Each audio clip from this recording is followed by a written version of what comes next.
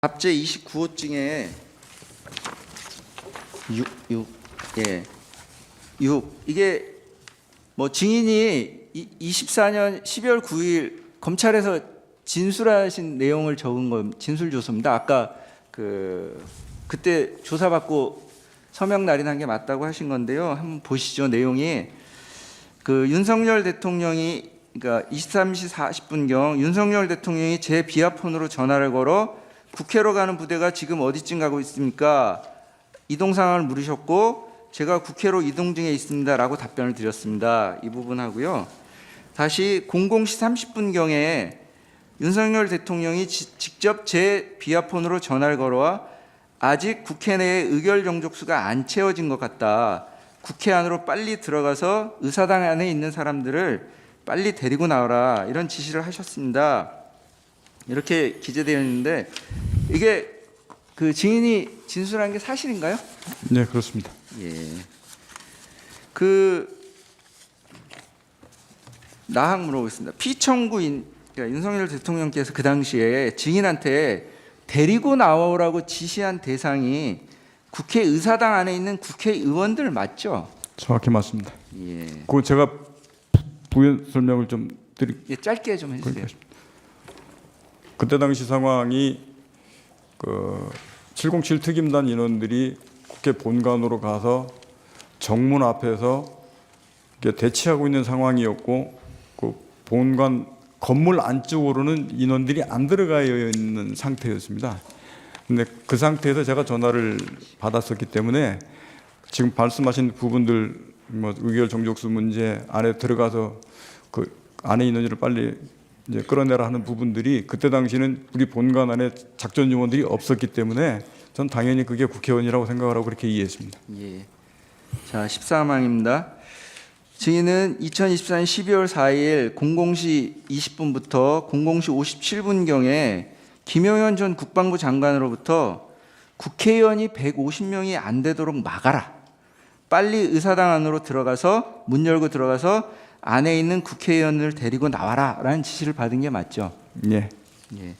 그다음에 다시 다음 공소장 부분을 제시하겠습니다.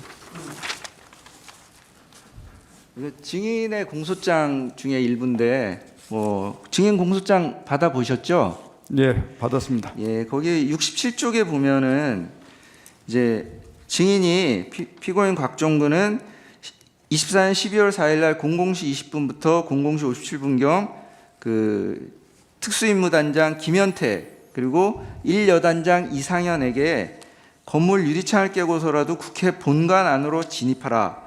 국회의원 150명이 넘으면 안 된다.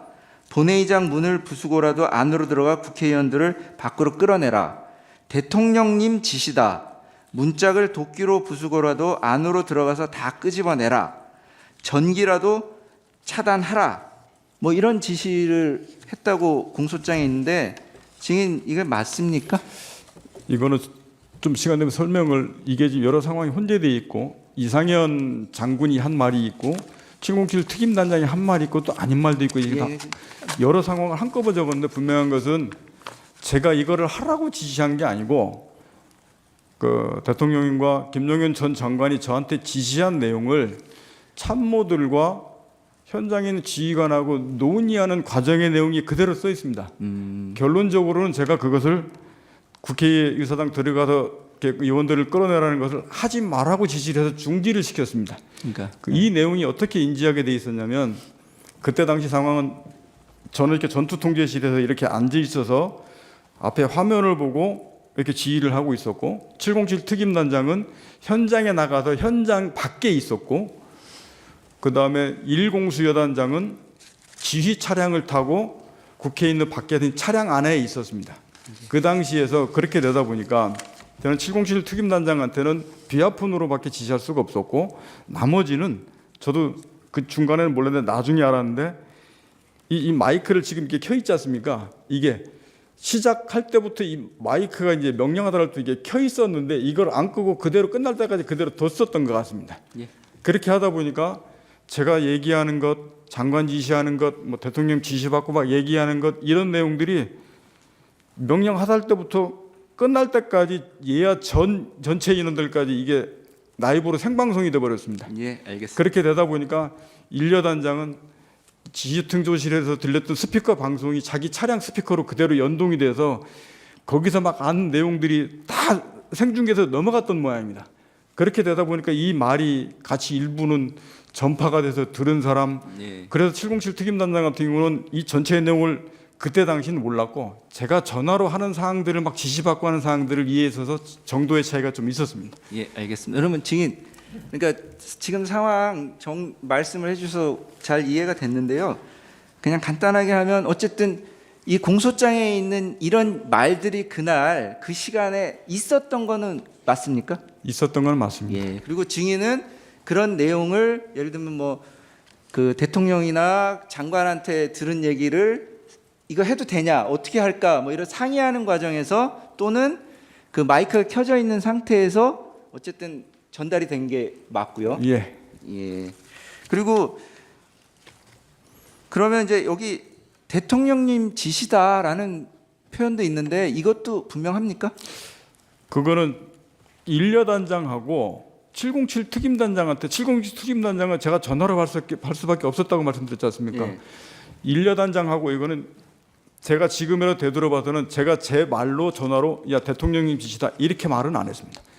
그때 전화 전파할 때는 대신에 이런 내용들을 전파하면서 상의하고 논의하고 했었는데 아무래도 그런 말이 중간중간에 이게 마이크에서 나가지 않았나 싶은 생각이 예. 있습니다. 그러면은 어쨌든 증인하고 일여단장하고 상의하는 과정에서 대통령님 지시다 이런 말이 있었던 건 맞네요.